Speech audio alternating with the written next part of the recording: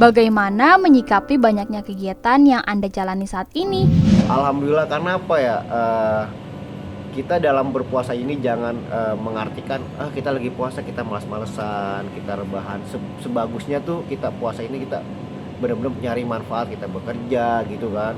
Ya harus apapun yang kita lakuin ya harus bersyukur, karena apa? Semakin kita bersyukur semakin Allah tambah, ya kan. Nah itu Allah marah tuh sama orang nggak bersyukur. Makanya dulu ini apapun kegiatannya hari ini dari nol, dari pagi sampai malam ya syukurin, walaupun kadang pulang badan letih ya kan, kadang badan capek, cuman bersyukur alhamdulillah masih ada pekerjaan, Allah masih kasih rezeki, seperti itu. Apa yang Anda rasakan ketika melakukan kegiatan sebagai ibadah? Melakukan pekerjaan sambil ibadah ya pekerjaan itu kan memang ibadah ya, semua pekerjaan ibadah asal dengan pekerjaan yang baik ya kan, pekerjaan yang bagus. Makanya setiap Doli keluar rumah tuh selalu bilang, ucapin dalam mulut dalam hati bismillah, cium tangan orang tua, udah seperti itu aja. Jadi alhamdulillah nih kayaknya nggak ada beban saat kita bekerja, ditambah lagi kan di bulan Ramadan dimana bulan kebaikan gitu. Walaupun bulan-bulan yang lain tuh baik semua, cuman kata Allah kan ini bulan kebaikan, bulan penuh ampunan, bulan penuh kelipat gandaan. Jadi ya seneng aja gitu. Kita misalnya nih dapat pahalanya 2, jadi bertambah pahalanya 200 Pak gitu. Jadi ya alhamdulillah kita terus bekerja. Makanya sampai sekarang juga masih kurang job nih, kalau ada ya nggak apa-apa, nambah lagi biar banyak rezeki, biar bisa bagi THR ponak-ponakan. Apa yang membuat Anda masih sempat meluangkan waktu untuk tetap mengaji? Alhamdulillah, karena kan dulu almarhum bapak saya tuh pendiri musola di lingkungan saya. Jadi pas almarhum bapak meninggal 2014, saya dipercaya sebagai penerus contohnya sebagai sekretaris, sebagai ganti-ganti tuh, kadang tahun pertama jadi sekretaris, jadi bendahara.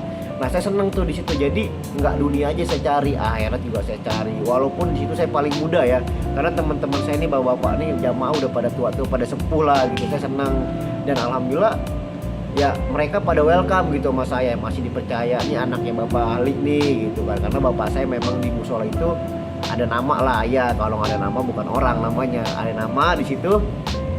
Nah saya dipercaya sama musola, udah terusin bapak. Nah alhamdulillah nih saya juga di musola nih dapat jatah juz 25. Alhamdulillah, karena kan dulu almarhum bapak saya tuh pendiri musola di lingkungan saya. Jadi pas almarhum bapak meninggal 2014, saya dipercaya sebagai penerus contohnya sebagai sekretaris, sebagai ganti-ganti tuh, kadang tahun pertama jadi sekretaris, jadi bendahara. Nah saya seneng tuh di situ. Jadi nggak dunia aja saya cari, akhirat juga saya cari. Walaupun di situ saya paling muda ya, karena teman-teman saya ini bapak-bapak nih jamaah udah pada tua tuh, pada sepuh lah gitu. Saya seneng dan alhamdulillah ya mereka pada welcome gitu sama saya, masih dipercaya nih anaknya bapak ahli nih gitu kan. Karena bapak saya memang di musola itu ada nama lah ya, kalau nggak ada nama bukan orang namanya, ada nama di situ. Nah saya dipercaya sama musola, udah terusin bapak. Nah alhamdulillah nih saya juga di musola nih dapat jatah juz 25. Apa yang membuat Anda tetap mengaji? Nah di sini ada kebagian tuh nasi musola. Nah nama saya di sini ada nih yang udah dicentrang. Nah saya belum dicentrang, karena apa? Nah, tadi saya lagi baca. Nah ini saya lagi baca surat Al-27 tuh. Jadi memang saya sambil siaran nih, saya baca sedikit, saya hafalin, ayat sini berhenti, ayat sampai 25 saya berhenti dulu, saya siaran lagi. Jadi di tengah kesibukan saya tetap tuh mengerjakan kewajiban saya yang ditugaskan sama ustadz tuh ya kan dapat bagian di Doli juz sekian, ini juz 25 atau 27. Nah saya baca tuh juz 27, walaupun kan banyak tuh, jadi ya cicil dikit-dikit kayak bayar motor, cicilan gitu.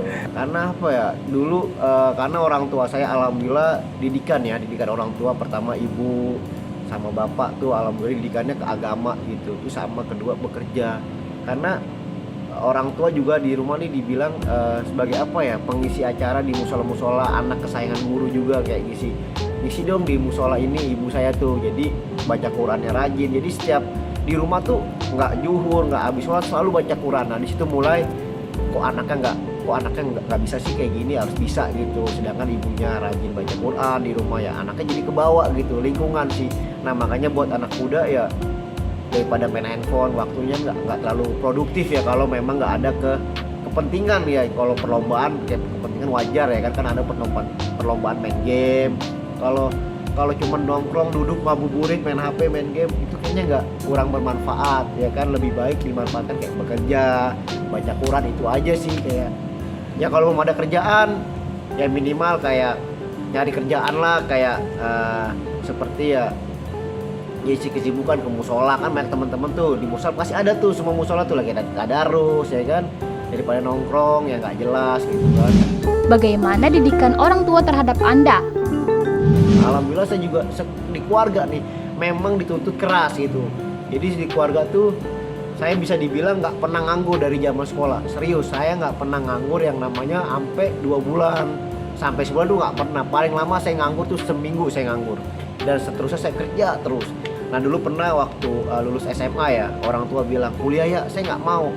Akhirnya sebelum surat ijazah SMA keluar, saya udah ngelamar pekerjaan. Biasanya kan habis ujian nih ada tuh surat kan tanda kelulusan doang. Nah saya ke mall-mall tuh, serius saya nggak bohong, saya ke mall-mall seadanya gitu, saya naruh-naruh. Alhamdulillah saya diterima di restoran. Ijazah belum keluar saya udah kerja di restoran tuh. Udah 2 minggu saya kerja di restoran, paling kecil lah dulu dah. Sekarang aja kecil, dulu apalagi kan. Nah alhamdulillah saya dituntut tuh bekerja. Kenapa? Saya pernah berpikir gini ya, dulu kan orang tua bisa dibilang orang nggak punya lah gitu kan. Sampai pernah ada kejadian tuh bayar bulanan. Dulu saya sekolah di tempat favorit ya, itu mahal. Cuma saya dapat beasiswa alhamdulillah gitu kan. Cuma nggak tahu nih beasiswa dari mana, apa dari pinter, apa dari ganteng, saya nggak tahu nih. Tiba-tiba saya dapat beasiswa. Nah di situ tuh saya beasiswanya cuma selama 6 bulan, sisanya bayar. Nah pas bayar itu pernah kejadian orang tua saya nggak punya uang. Nah minjem uang sana sini susah ya kan, sampai susah, sampai sedih, nangis orang tua. Akhirnya tetap sampai dipanggil guru tuh, inget banget dipanggil guru kapan mau bayarnya ya kan. Akhirnya dapatlah pinjaman. Nah makanya saya bekerja. Kenapa?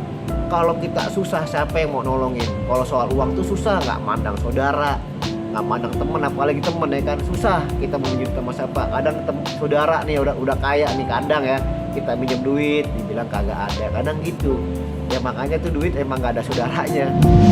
Apa makna pahala bagi Anda? Maka pahala buat saya tuh saya juga nggak tahu hitungan pahala ya. Intinya saya gimana caranya menjalankan kehidupan saya sehari-hari ini selalu dihiasi dengan kebaikan. Apa sih kebaikannya ya? Seperti ngaji kayak gitu kan. Karena di rumah juga saya buka majelis taklim, namanya Musolah Darul Fudolah. Darul Fudolah ini dapat arti dari nama saya yang utama, fudolahnya dipakai. Nah itu ngaji setiap malam minggu di rumah saya. Saya inisiatif ngumpulin anak-anak, ustadznya ada teman saya, dan saya ngumpulin anak-anak itu karena zaman ngaji ini susah ya. Beda ngumpulin, ayo ngumpulin main bola, pada mau. Kalau ngumpulin ngaji itu susah, ngumpulin ngaji itu paling susah. Makanya saya ngumpulin anak-anak dari muda masih sekolah sampai tua, saya ngumpulin.